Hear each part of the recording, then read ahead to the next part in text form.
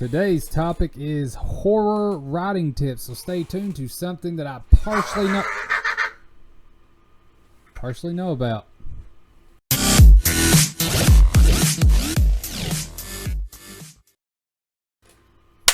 Hello and welcome back to Creators Dementia. I am your host. It has been a long time for me, basically 2 weeks, because I have focused all my energy onto finishing the first draft of Legion's Dawn, and I'm sorry I did not give anybody a precautionary tale, so to speak.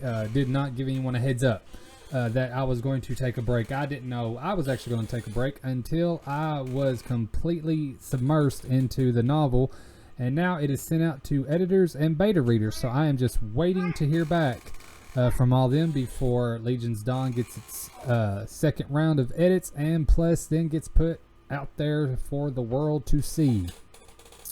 I have two of my children with me. You can, if you are watching this on YouTube, you can see Connor, the shortest one, and then Colton David drinking a bottle of water right now. The one that did the freaky noise at the very beginning of the video. Just like that one. And it kind of suits today's topic because it is a horror-based topic. The air but that you sprayed went inside my mouth. It's okay. I taste it. I know, it's weird. So, today, before we get started on horror writing tips, I'm going to give you guys a little update. I just gave you a little update about Legion's Dawn. So after I get Legion's Dawn out there, that's when I'm going to start trying to finish out the Zed's trilogy and also do a second edition to Zed's Rising. Hopefully get them both out in one shot. So hopefully some of you guys are actually looking forward to that. If not, it's fine, but I am looking forward to it. But we have also officially started production on Honest Faces, and I am super stoked. We got to do audio and also cinematography on the day we actually shot, and we will be doing more shooting on the 10th. That was a weird noise. So yes, Honest Faces is coming into play, and I'm so excited. I'm super happy that it's coming. It is still, if you want to help support anything, come to Honest Faces. You are more than welcome to do so. I do share Honest Faces material on my Facebook every Sunday, so if any of you actually are on my Facebook and you see that, then you know exactly what I'm talking about. But Honest Faces is a TV show that we are in, or that I am in. My character's name is Cedric Masters, and he is a butt munch. I'll say it that way. So look forward to that one. July 4th is on Monday, and this is the July 4th weekend, so we will be firework heavy for the next couple of days, kinda, and then I will be going on vacation toward the end of July, so I hope to actually, when I'm gone, it won't affect the podcasting because it's going to be through the week, but hopefully I can still have something recorded for that Saturday. Like I said, my 2-week break that I just done, I know I didn't give anybody a heads up, and I apologize, but when I completely submerged myself into my writing and try to get it done, that's all I focus on. I wasn't present much on social media. It was just full-blown writing, and that's how I stay focused, so that's what I stuck to. But Legion's Dawn hopefully will be released this month, so if you are looking forward to it, that is awesome, and I will continue to give updates. I'm waiting on my niece to get done with creating the cover. I'm going to use her artwork for the cover of Legion's Dawn. Why does that and air taste bad? What? The air came into my mouth. That you sprayed. I don't know. I haven't sprayed it in a while, so I don't know what you're talking about. And a friend of mine named Alan, he is actually writing a companion novel to one of the characters of Legion's Dawn. So I look forward to that one as well, and I hope you guys will too. He told me that he just finished. It's going to be a novella. He just finished writing it. He's got to add a couple of things to it, and then I'm going to take a look at it, and we're going to work on it and hopefully get that out there as well, so you can actually see the origin story, so to speak, of Sebastian before Legion's Dawn. So I hope we can actually get that out there for him and maybe get something going, because Sebastian is a very, very lucrative character in Legion's Dawn, and it's awesome to actually let people know what his story was kind of before Legion's Dawn. So yeah, that's going to be fun. But I do believe that is all the updates in my life for today. So let's get right to the topic. Creator's Dementia today is horror writing tips. Now, Zed's Rising is considered horror, so I can kind of say I've written horror. I didn't actually consider it a horror, but I guess where it is zombie related, it is considered in the horror genre. So I am perfectly fine with that. But when you are getting started, or are far along in your attempts with horror writing, reviewing suggestions can actually help you get a better idea for actually what works best for you. So when you're actually doing any type of horror writing, or maybe just a scene, if you are into the actual horror aspect of writing novels, it's always good to recall like frightening images and feelings from spooky stories that you may have heard or read, and then you can actually incorporate them into your own writing. Like when it comes to and I've heard many things about Stephen King lately about kind of being rude and conceited, which I mean, the dude is a multimillionaire author, so I mean his writing, I still like his writing, even though some people say him as a person is not a fun experience. Some of his work that I have read, I take in consideration on how he actually explains frightening sights and frightening emotions.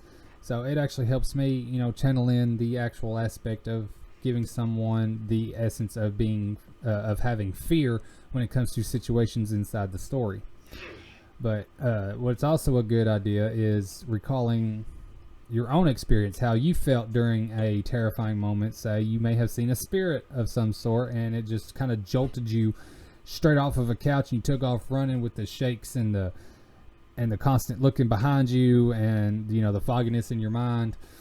I mean, a lot of different people have different ways of experiencing fear. So going back to the roots of why you were scared of something, or what something that was out there that actually scared you, is probably a good thing to actually try and describe in your novel when you are writing any type of horror scene or horror book. But always remember, before attempting your story, think about the images and the themes you want to explore, and then that's where you build your plot around. So if you're bringing your novel around, let's just say a haunting of some sort, you can submerge yourself in that kind of emotion. How would you feel if you were abandoned in a haunted house, or came upon a haunted graveyard, which I know those are kind of redundant, or I'm pretty sure that's not the actual word for it, but those types of feelings. Say you walk into an old dirty building and you just get the creeps. You feel that type of energy where you're just like, oh, something's not right here. Kind of use that kind of energy to explain how your characters are feeling. The surpriseness, I'm pretty sure that's not even a word. The surprise emotions that come to you when you are walking through a school at nighttime. Schools are pretty heavy lit when it comes during the day. There's constant people walking, roaming, and speaking. But if you go to a school at night, it's a little bit terrifying. I don't know what it is, but the ambiance of a school building during the nighttime, when it's not full of students, can literally give you the creeps. And one show, they don't make it anymore, which kind of makes me sad, because it was still a good show. It was on Hulu. Freakish. It's based around zombies, but they turned that school into a terrifying zombie meal plan, basically. And they did really good with showcasing how a school could actually look if it was invaded with zombies, or just had that haunting feel. But always incorporate your own experience, your own emotions, your own feelings. Think back to a time where you were actually truly frightened. It could even be over a thunderstorm. I used to be terrified of storms, and how my gut would feel like I anticipate something going wrong. That could be a feeling that you express inside your book when it comes to writing a horror scene. And a lot of people actually have that feeling. But You know, if you think long and hard about your actual experiences when it comes to frightening tales, and you incorporate that in your story, your reader will actually feel it too. I mean, don't get over detailed with it, of course, but you know, get that emotion written on the paper to where they can feel it and see it as they read your book. But you know, use vivid and descriptive language to create, you know, that sensation of fear towards your audience. Like I said, you don't have to get in complete literal detail to detail, but you know, put enough in there to where they can relate to the sense of fear that your character is showing. Yeah, kind of like a creepy little kid standing behind you while you're speaking into a microphone and giving you a weird smile. I mean, if I knew if Colton Day wasn't behind me, or I should say if I didn't know Colton Day was behind me, that probably would have freaked me out a little bit. I probably would have had the straightening of the arm hair and the crawling up my spine, and you know, the sudden fall that you get in your head, and you know, just you get that horrible sickness in your stomach. You know, that probably would have worked if I didn't know he was behind me. I just looked up and all of a sudden I saw that face, or that face. I'll point to him in a minute. Yeah, that would probably send a nice little chill up my spine.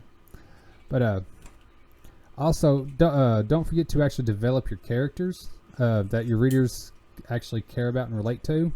You know, give your reader that sense of knowing your character. You know, full-on description of how they look, and I don't know what he's doing.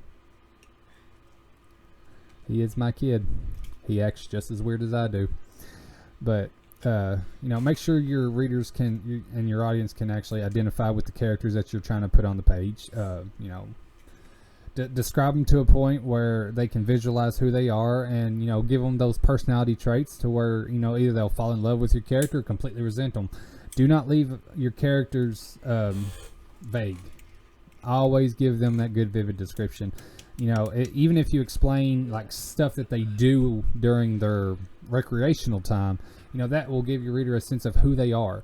You know, like me, in my recreational time, I write, I do podcasts, I do photography, I'm helping with a TV show. So all these people that, you know, may listen or watch me can determine just from that I am a creative person. You said I'd pick those up so you don't crush them. But you know, they may not get the sense that I'm humble because but they know that I'm a creative person. And if I go into stories about things that I've done in the past, you know, say like donated money because someone didn't have enough on their EBT card, they'd be like, and you know, I tell them that, you know, the person didn't actually ask for anything in return. They're just like, hey, I'm going to help you out because I know times are tough, you know, but here you go, I'll get your groceries, you know, something like that. Then you can tell that your character is humble. You know, there's just many different ways to actually express your character's stability and their relationship between other people, and can you're fine, and can actually, you know, give your reader a sense of who they are just by, you know, like I said, giving them a little past tense story of what they do, what they have done, or things that they are doing. You know, there's many different ways to actually bring a character to life, so that way your readers can actually identify with them and make your book into something so great that the reader would not want to put it down. They want to see exactly where that character or characters are going to go. And so, you know, once you can actually establish that kind of relationship between the reader and, you know, the characters of your book, always make sure your plot contains excitement and interesting detail. That way it actually keeps them hooked. Don't keep it bland. Don't be like, he walked into a room, it was dark, and a face popped up out of nowhere. You got to literally put in what the emotion is, what they are truly saying. You know, just because it's a black room doesn't mean they don't see like random images come across their eyes, because their mind's playing tricks on them. Or they hear the voices of little children scurrying around the wooden floor as it creaks upon their footsteps with a red ball rolling out of the corner. You know, there's many different ways to literally give that excitement and that detail to keep them hooked. Like, say a group of teenagers. I don't know why I'm going with teenagers, but whatever. Let's change it up. Let's go with a group of 30-year-old men go on a ghost hunt, and they walk into, let's say, the Waverly Hills Asylum, because if you know anything about the Waverly Hills Asylum in Louisville, Kentucky, it is extremely haunted, and they actually have days where you can go in there with a video camera, and if you stay the entire night, you get a t-shirt and $100, stuff like that. But say a group of 30-year-old men go into Waverly Hills Asylum, and as soon as they opened up the door, they could feel the negative energy surrounding the walls as their minds played tricks on them. Black goo streams from each crease inside the drywall, with the voices of children echoing in the background as the hall crap. I done lost some descriptive words there. As the hallway stays as a black shadow of nothingness, and as the men go through and search. I mean, this is not going to be perfect because this is not a edited sentence here. But the men walk through the halls, looking through every door, watching every corner, constantly looking behind them, because voices are constantly surrounding them, echoing through each crack of the wall. There's many different ways. Like I said, that probably wasn't a great example, but if you think about it, maybe you could actually kind of see the hallway, or you won't really be able to see, kind of catch a glimpse of what they're feeling, because it was mostly about visualization instead of emotional connection. But as they're walking through that hall, a cold chill goes across their neck with a whisper in their ears saying, "Get out." That could be right there, an emotional connection, as if it was as if they're about to get terrified, or they are getting terrified, or something creepy is happening. Just many different things. I'm not going to keep going because I'll probably butcher what I'm trying to say. But yes, just always keep your plot with excitement and interesting details. That way the reader will not stray away from what you're trying to tell them. And a good way, like I've mentioned this before, and this is actually how I do my stories, is I always start with the ending. Some books actually put the ending in the beginning and then go to it, of course, toward the end of the book, but I always write the ending first, so that way I know exactly where I want to go. But you quit being stupid. But start with the ending. Consider what you want your readers to take from the story. How you want things to actually piece together. With and kind of like what you want the final image of your reader, what you want them to kind of leave your story with. It's a good thing. It's a good tactic to do. It's a good technique. That way you know exactly how you want them to feel when the book is over, and you can actually guide your book into that. You can set up the proximity of the entire storyline according to what the ending is going to push to them. And that way you can actually get the gist of exactly what you are planning on putting in the story to keep them where you want them to be. And last but not least, it is helpful to actually read different kinds of horror novels. Even graphic novels will help. Short stories are amazing to get a hold of. Find something that will draw inspiration into getting you that mindset that you need to actually write a horror book. Like with Zed's Rising, I love all zombie movies. So that's a great way to actually get into a zombie aspect, a zombie apocalypse aspect. Look at zombie material.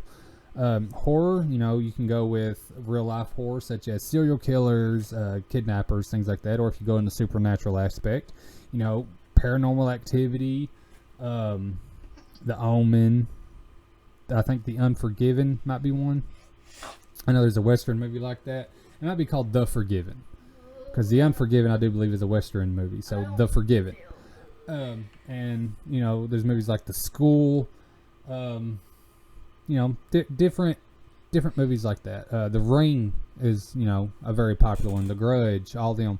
So, if you want to get to the supernatural aspect, I recommend, trying to figure out how they told their story, and, and that emotion that you get while watching or reading any of that stuff, kind of put that into the book. Have your characters feel that and let your readers know, this is a truly terrifying event and this is what they're going to experience. So, I find that being very helpful. It's always good to have bring in inspiration from other stuff, because sometimes you just need that inspiration from other material out there, and it's always good to have those examples. That way you can explain exactly how you feel and how your characters are feeling.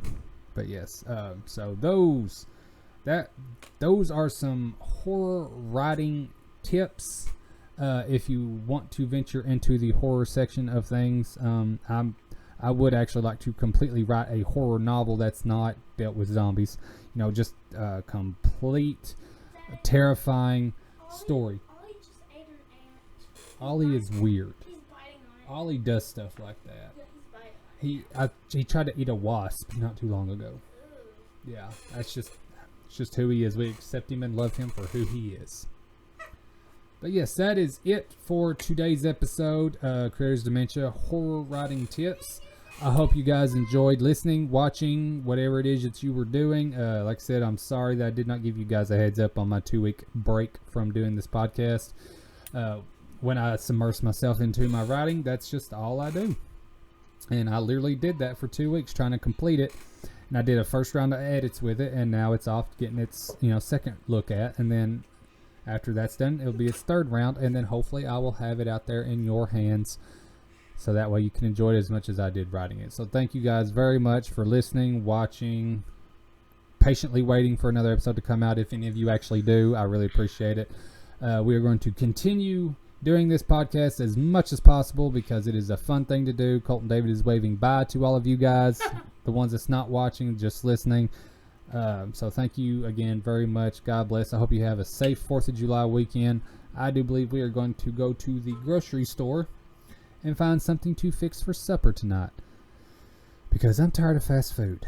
I need something healthy, and I bet you do too. Yes, he does. Obviously. Alright, so that is it for this episode of Careers Dementia. Thank you very much. I know I've said that many times, and I will continue to say it, because without you guys, this cannot keep going. Hopefully one day I'll be working for myself and I can do this a lot more, and I can actually start writing a lot more and get more books out and get my photography going, and hopefully this Honest Faces TV show will kick off. Like, I have high hopes for it too, because it is just fun altogether and I love it. I love being behind the camera, I love messing with the audio, and I love being in front of the camera. What? Did you just break something? No. I was gonna touch it, but then it just... Yeah, that's broke. Why did it break? One of the cats knocked it off. Yeah. That's my skull. They broke it. I didn't break it. No, the cats did. Yeah. Anyways, see you guys later. Hope you have a good one. Enjoy the 4th of July, and remember what it's about. Freedom. It's resolved now. I know. Yeah, it's It's just wet. cat threw up because it ate too much. Apparently that's what they do. Alright, and also before I go, not next week's Zombie Talk episode, it's going to be the one after. It's actually going to be about music this next time, because there is a gentleman that I have talked to.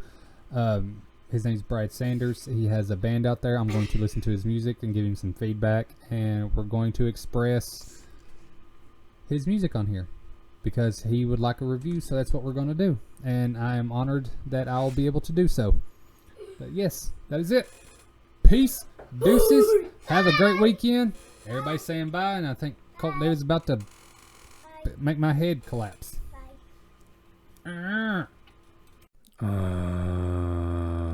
Look, I'm a zombie.